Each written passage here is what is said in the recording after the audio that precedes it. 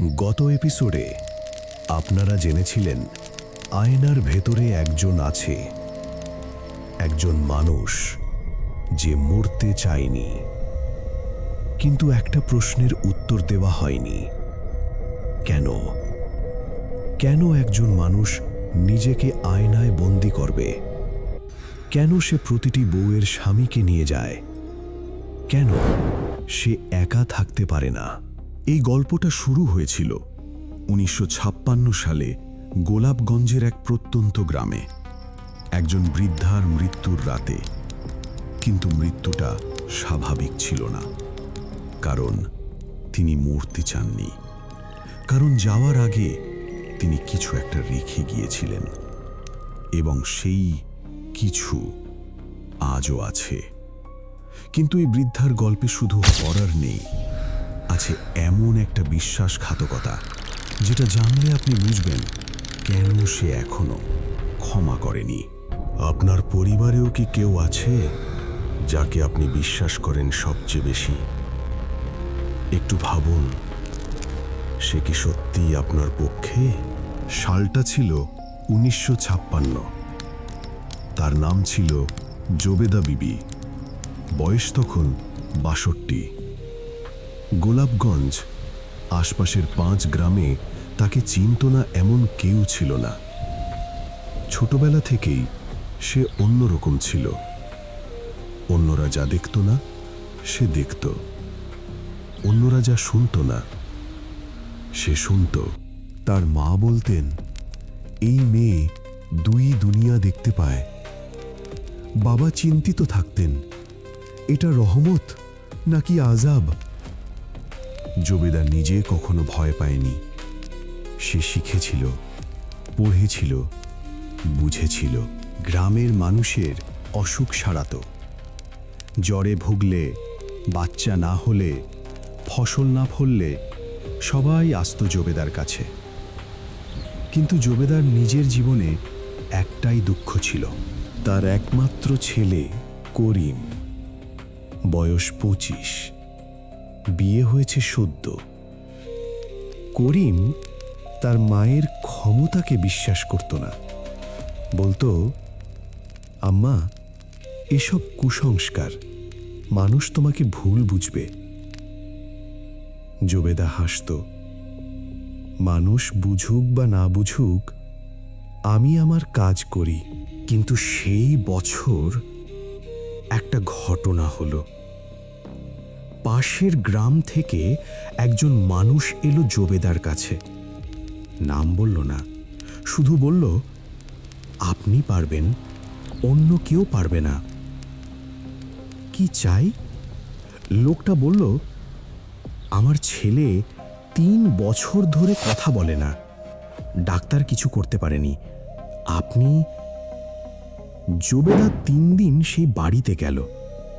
চতুর্থ দিনে ছেলেটা কথা বলল। লোকটা হাঁটু গেড়ে বসে পড়ল। জোবেদা বলল, উঠুন, এটা আমার কাজ। হাত কাঁপছে, চোখ ঝাপসা হয়ে আসছে। সে জানত এরকম হয়। কাজের পর শক্তি চলে যায়, আবার ফিরে আসে। কিন্তু এবার আসছিল না। জোবেদা অসুস্থ হয়ে পড়ার ১ সপ্তাহের মধ্যে গ্রামে একটা গুজব ছড়ালো। জোবেদা বিবি নিজেই কালো জাদু করে। সে মানুষ সারায় না, অসুস্থ করে। তার কাছে গেলে বরং বিপদ বাড়ে। কে ছড়ালো এই কথা? জোবেদার পাড়ার একজন, মন্টু মিয়া। সে নিজেও ওঝাগিরি করার চেষ্টা করত, কিন্তু কেউ তার কাছে যেত না, কারণ সে কাউকে সারাতে পারত না। কিন্তু গুজব এত দ্রুত ছড়ালো কেন? কারণ গুজবটা ছড়িয়েছিল ভেতর থেকে, একদম ঘরের ভেতর থেকে। জোবেদার ছেলে করিম, সে মন্টু মিয়ার কাছে গিয়েছিল। নিজে, স্বেচ্ছায়। কেন? করিমের নতুন বউ সুরাইয়া, সে চাইতো করিম একটা ব্যবসা করুক, শহরে চলে যাক। কিন্তু করিম জবেদাকে ছেড়ে যেতে পারছিল না, কারণ জবেদাক এই কাজ, এটা করিমের জন্য লজ্জার। সুরাইয়া বলেছিল, তোমার মা যদি ওঝাগিরি ছেড়ে না দেয়, শহরের মানুষ আমাদের ঘরে বিয়ে দেবে না, মানুষ আমাদের নিয়ে হাসাহাসি করবে। করিম চুপ ছিল অনেকক্ষণ। তারপর একটা সিদ্ধান্ত নিল। করিম তাই মন্টু মিয়ার সাথে হাত মেলালো। এটাই ছিল বিশ্বাসঘাতকতা, নিজের মায়ের বিরুদ্ধে, নিজের ছেলের হাতে। কিন্তু এখানে গল্প শেষ হয়নি, কারণ জবেদা জানতে পেরেছিল। জবেদা জানত, অনেক আগেই জেনে গিয়েছিল কে তার বিরুদ্ধে কথা বলছে, কেন বলছে, আর কার ইশারায় বলছে, সবই জানত।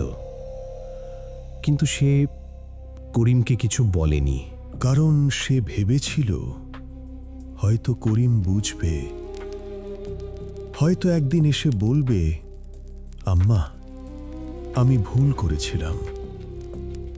কিন্তু করিম বলল না, একবারও না। বরং একদিন এসে বলল, আম্মা, তুমি সুস্থ হলে আর এই কাজ করো না, মানুষ এখন আর বিশ্বাস করে না। জবেদা কিছুক্ষণ চুপ করে রইল। তারপর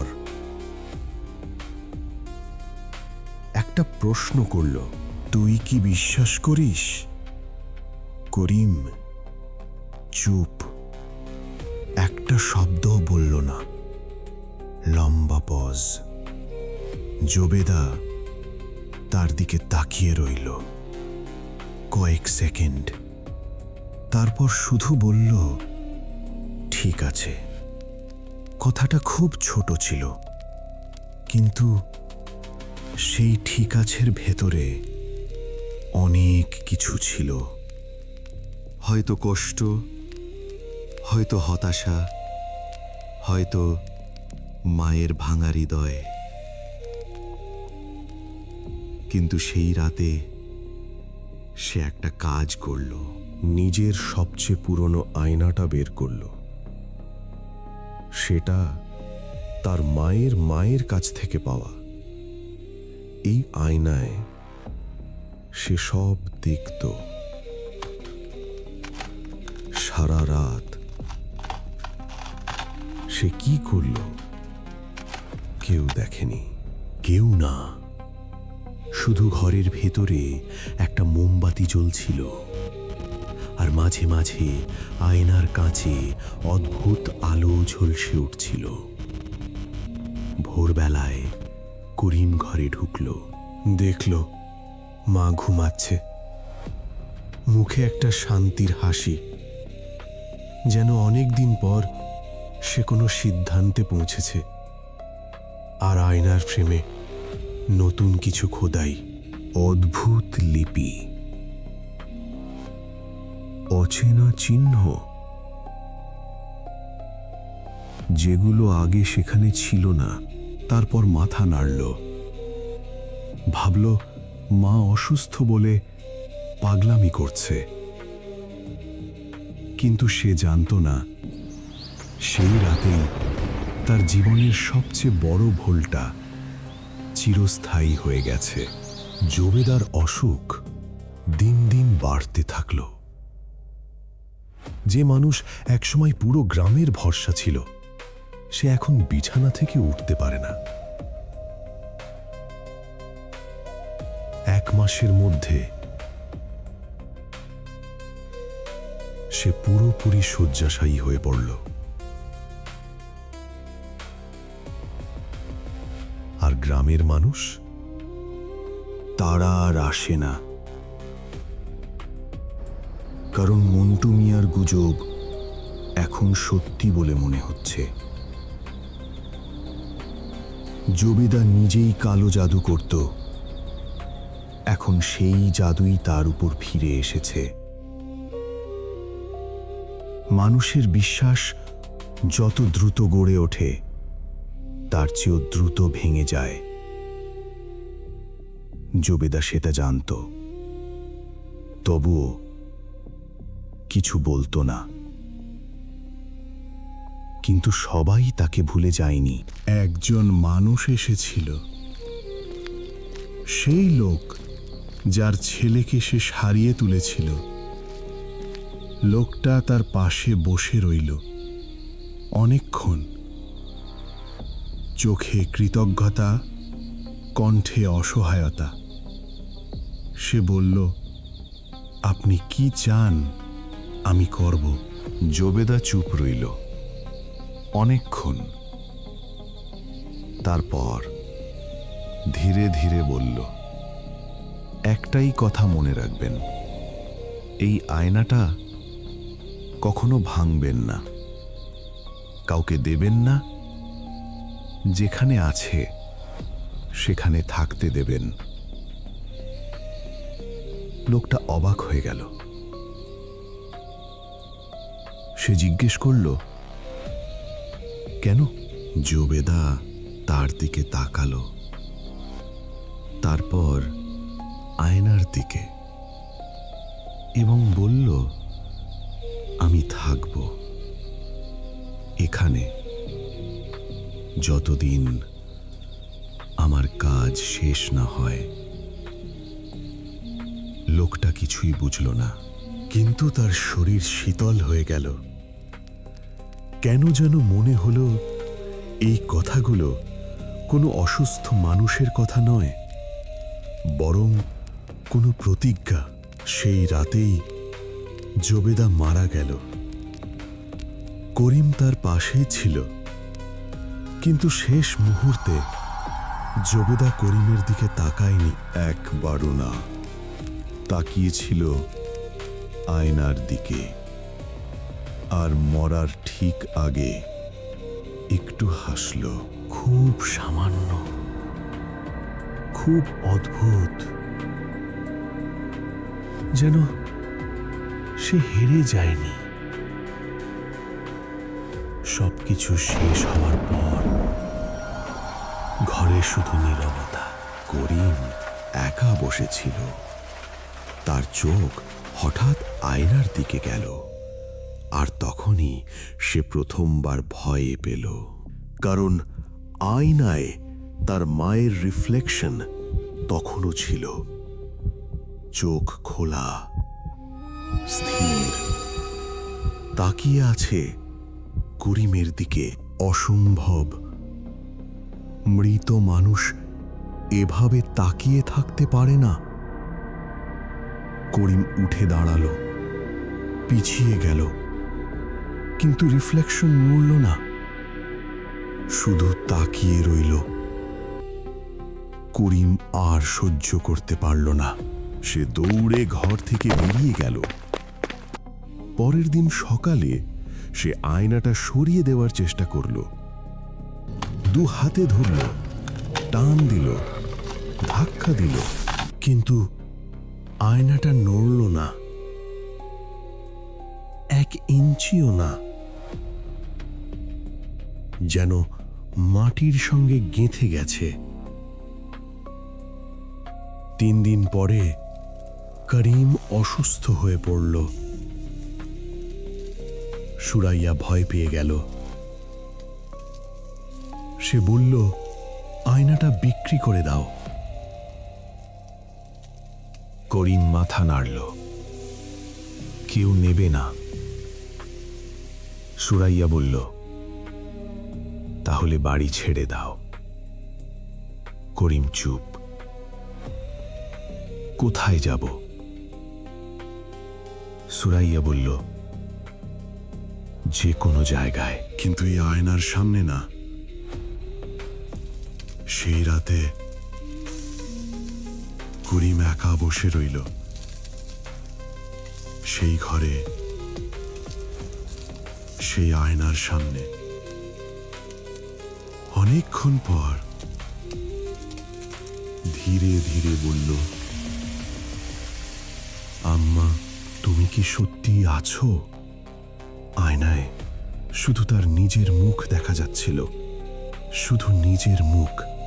তারপর ধীরে ধীরে, খুব ধীরে তার পাশেই আরেকটা মুখ ফুটে উঠল, জবেদার মুখ।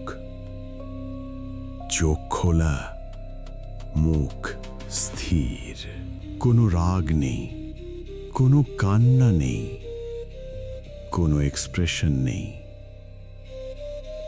শুধু ঠোঁট নড়ছে, শব্দ নেই, একদম নেই। কিন্তু করিম বুঝতে পারল, সে পড়তে পারল সেই ঠোঁটের ভাষা। সেই ঠোঁটের ভাষা বলছে, তুই বিশ্বাসঘাতকতা করেছিস। করিমের বুকের ভেতরটা হিম হয়ে গেল। সে চিৎকারও করতে পারল না, শুধু তাকিয়ে রইল। আর আয়নার ওপাশে জবেদা তাকিয়ে রইল, নিরুত্তর, নিঃশব্দ, অপেক্ষমান। সেই রাতের পর করিম আর কখনো সেই ঘরে ফেরেনি। সুরাইয়াকে নিয়ে চলে গেল শহরে। পেছনে ফেলে গেল বাড়িটা আর সেই আয়নাটা, যেটা এখন আর শুধু একটা আয়না ছিল না, সেটা অপেক্ষা করছিল আরো কারোর জন্য। করিম চলে যাবার পর বাড়িটা অন্যদের হলো। রাফির দাদার পরিবার।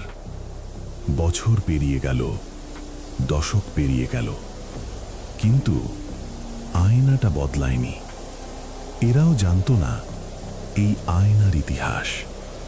রহিমা এসে সেই ঘরেই আয়নাটা রাখল, আর সেখান থেকেই জবেদার সাথে তার প্রথম সাক্ষাৎ হলো। কিন্তু একটা প্রশ্ন এখনো বাকি, সবচেয়ে গুরুত্বপূর্ণ প্রশ্ন। জবেদা কেন বউদের ডাকে, কেন তাদের স্বামীদের নিয়ে যায়? উত্তরটা লুকিয়ে আছে জবেদার শেষ রাতে। সেই রাতে সে আয়নায় নিজেকে বন্দি করার আগে কিছু লিখেছিল। কিন্তু কি লিখেছিল? সেই লোক যার ছেলেকে সে সারিয়েছিল, সে পরে একটা কাগজ পেয়েছিল জবেদার বাড়িতে। একটা পুরনো কাগজ, হাতের লেখা। আর সেটাকে সে লুকিয়ে রেখেছিল, কাউকে দেয়নি, কাউকে দেখায়নি। কারণ লেখাটা পড়ে সে ভয় পেয়ে গিয়েছিল। অনেক বছর পর কাগজটার কথা জানা যায়, আর সেখানে লেখা ছিল, আমি একা মরব না। করিম আমাকে একা রেখে গেছে। যে বাড়িতে আমার আয়না থাকবে, সেই বাড়ির প্রতিটি বউ জানবে একা থাকা কেমন লাগে। তারা যদি আয়না ভাঙে, তাদের সঙ্গীকে আমি নিয়ে যাব, আমার সাথে থাকবে। কারণ আমার করিম আমাকে একা রেখে গেছে। একটু থামুন, এটা কোনো ভূতের গল্প নয়, শুধু ভূতের গল্প নয়, এটা একজন মায়ের গল্প, যাকে তার নিজের ছেলে বিশ্বাসঘাতকতা করেছে, যে একা মরেছে, যে শেষ মুহূর্ত পর্যন্ত অপেক্ষা করেছে, হয়তো একটা ক্ষমা চাওয়ার জন্য, হয়তো একটা আলিঙ্গনের জন্য, হয়তো শুধু একবার আম্মা ডাক শোনার জন্য। কিন্তু সে কিছুই পায়নি। আর সেই একাকিত্ব ধীরে ধীরে ভালোবাসাকে বদলে দিয়েছে অভিশাপে, যন্ত্রণাকে বদলে দিয়েছে প্রতিশোধে। সে আর কাউকে নিজের মতো একা থাকতে দিতে চায়নি। কিন্তু উপায়টা ছিল ভয়ঙ্কর, ভীষণ ভয়ঙ্কর। আর সেই কারণেই বছরের পর বছর নির্দোষ মানুষ এই অভিশাপের শিকার হয়েছে। তাদের অপরাধ ছিল না, তারা শুধু ভুল সময়ে ভুল আয়নার সামনে দাঁড়িয়েছিল। কিন্তু এই গল্প এখানেই শেষ নয়, কারণ একজন মানুষ জবেদাকে বুঝতে পেরেছিল, এবং সেই মানুষটার নাম নাফিসা। গত এপিসোডে নাফিসা আয়না ভেঙেছিল, কিন্তু রাফি মারা যায়নি। কেন? মিম একটা বিষয়ে লক্ষ্য করেছিল, নাফিসার চোখ একটু আলাদা ছিল। তখন কেউ বুঝতে পারেনি, কিন্তু এখন বলার সময় এসেছে। নাফিসা আয়না ভাঙার আগে একটা কাজ করেছিল, যেটা তার আগে কেউ করেনি, কেউ ভাবেওনি। সে বুঝেছিল জবেদা একা থাকতে পারছে না বলেই মানুষকে ডাকছে।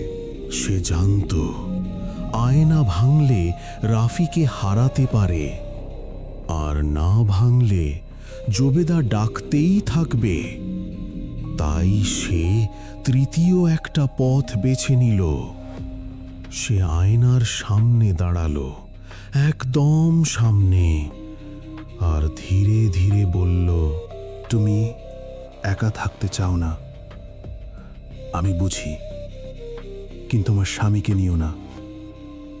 আমি থাকব তোমার সাথে।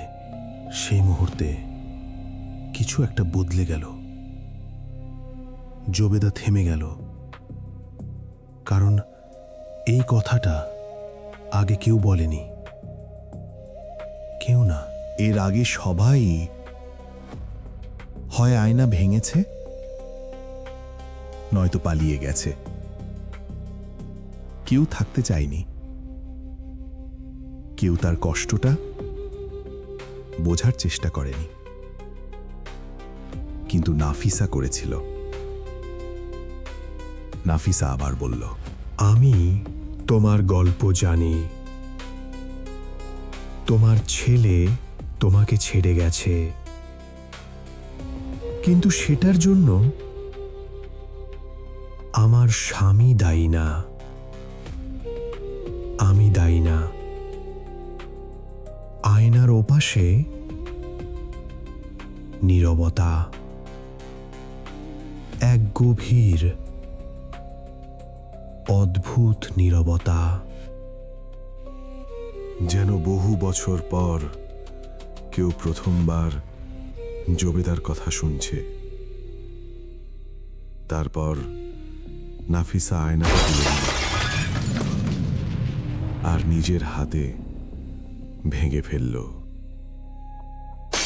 কিন্তু ভাঙার সময় সে একটা কথা বলেছিল, তুমি মুক্ত।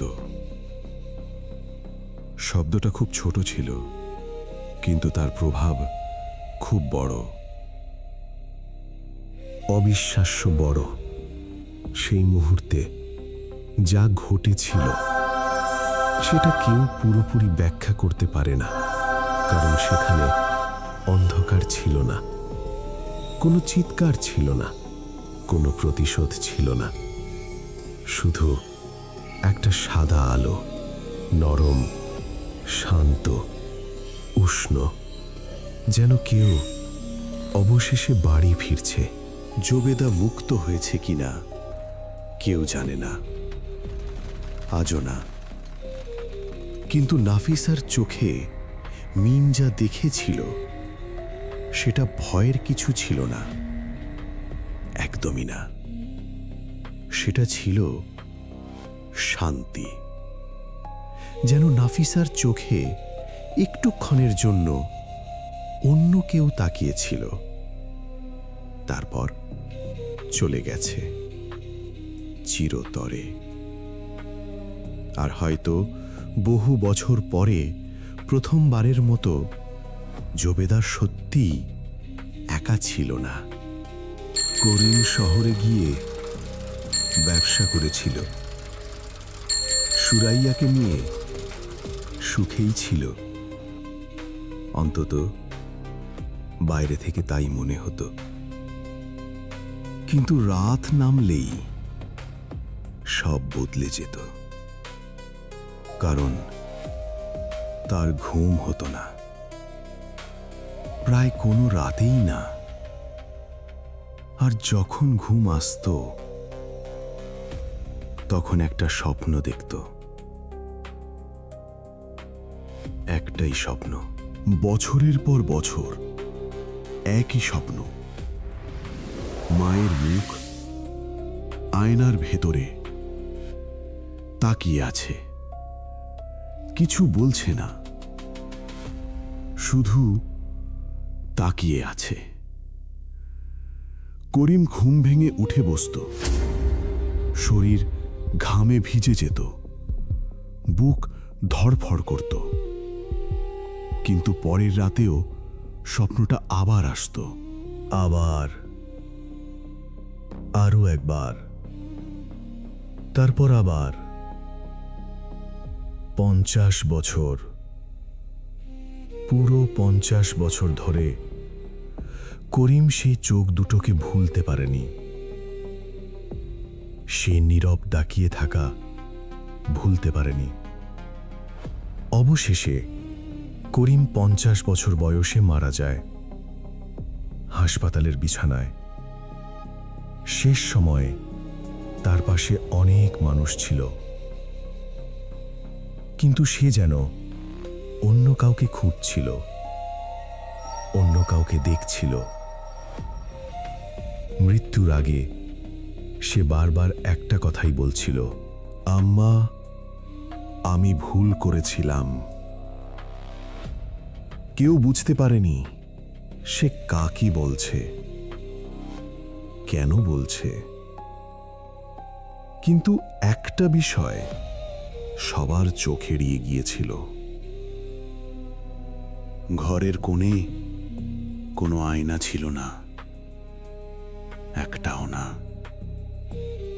তবুও করিম সেদিকেই তাকিয়েছিল, যেন সেখানে কেউ দাঁড়িয়ে আছে, অপেক্ষা করছে 52 বছর পর অবশেষে একটা ক্ষমা চাওয়া শুনবে বলে। আর হয়তো সেই মুহূর্তে জবেদা প্রথমবারের মতো তার ছেলের কাছ থেকে যে কথাটা শুনতে চেয়েছিল সেটা পেয়েছিল। তাহলে আজকের গল্প থেকে 3টে সবচেয়ে ডিস্টার্বিং সত্য সামনে এসেছে। প্রথম সত্য, জবেদা বিবি কোনো খারাপ মানুষ ছিল না। সে ছিল একজন মা যাকে তার নিজের ছেলে বিশ্বাসঘাতকতা করেছিল। মৃত্যুর যন্ত্রণায়, একাকিত্বের অন্ধকারে সে যা করেছিল সেটা ভয়ঙ্কর, খুব ভয়ঙ্কর। কিন্তু তার কষ্টটা ছিল বাস্তব। দ্বিতীয় সত্য, 40 বছরেরও বেশি সময় ধরে 3টে নির্দোষ পরিবার ধ্বংস হয়েছে। তাদের কোনো দোষ ছিল না, তারা শুধু একটা পুরনো অভিশাপের শিকার হয়েছিল, একটা মায়ের অভিমানের শিকার, একটা ছেলের বিশ্বাসঘাতকতার শিকার। করিম কোনোদিন সত্যিকারের শাস্তি পায়নি, কেউ তাকে দোষী বলেনি, কেউ বিচার করেনি, কিন্তু প্রতি রাতের সেই স্বপ্ন, 50 বছরের অনুতাপ, হয়তো সেটাই ছিল তার শাস্তি। তৃতীয় সত্য, নাফিসা ছিল একমাত্র মানুষ যে জোবেদাকে ভূত হিসেবে দেখেনি। সে তাকে একজন মানুষ হিসেবে দেখেছিল, একজন মা হিসেবে, একজন কষ্ট পাওয়া মানুষ হিসেবে। সে ভয় পায়নি, সে বুঝেছিল, আর হয়তো সেই কারণেই সে বেঁচে গিয়েছিল। কিন্তু একটা প্রশ্ন এখনো রয়ে গেছে, এবং হয়তো এই গল্পের সবচেয়ে ভয়ের প্রশ্ন। জোবেদা কি সত্যিই মুক্ত হয়েছে, নাকি সে শুধু আয়না বদলে নিয়েছে? কারণ নাফিসার বাড়িতে এখনো একটা পুরনো আয়না আছে, রান্নাঘরের কোণে। খুব সাধারণ দেখতে, খুবই সাধারণ, কিন্তু সেটা কোথা থেকে এসেছে নাফিসা নিজেও জানে না। আর মাঝে মাঝে রাতে সেই আয়নার সামনে দাঁড়ালে একটা অদ্ভুত অনুভূতি হয়। মনে হয় রিফ্লেকশনটা যেন একটু দেরিতে নড়ছে, খুব সামান্য, 1 সেকেন্ডেরও কম। কিন্তু তবুও হয়তো সেটা কেবলই কাকতালীয়, হয়তো আলো আঁধারির খেলা, অথবা হয়তো না। আপনার বাড়িতেও কি এরকম কোনো পুরনো আয়না আছে, যেটা কোথা থেকে এসেছে আপনার মনে নেই? যেটা বহু বছর ধরে একই জায়গায় আছে, আর কখনো আপনি সেটাকে সরানোর কথা ভাবেননি? আজ রাতে একবার দেখুন, ভালো করে দেখুন নিজের রিফ্লেকশনের দিকে, আর নিশ্চিত হয়ে নিন যে ওটা শুধু আপনার রিফ্লেকশনই। কারণ সব আয়না শুধু মুখ দেখায় না, কিছু কিছু আয়না অপেক্ষাও করে। যদি গল্পটা ভালো লেগে থাকে তাহলে ভিডিওটিতে একটি লাইক দিন, আর ভয়েস চিত্রতে নতুন হয়ে থাকলে সাবস্ক্রাইব করে বেল আইকনটি অন করে রাখুন। কারণ পরের গল্পে হয়তো আমরা এমন কিছু খুঁজে পাব যেটা খুঁজে পাওয়া উচিত ছিল না। আমি ছিলাম আপনাদের সঙ্গে। আবার দেখা হবে অন্য এক অন্ধকার গল্পে। আল্লাহ হাফেজ।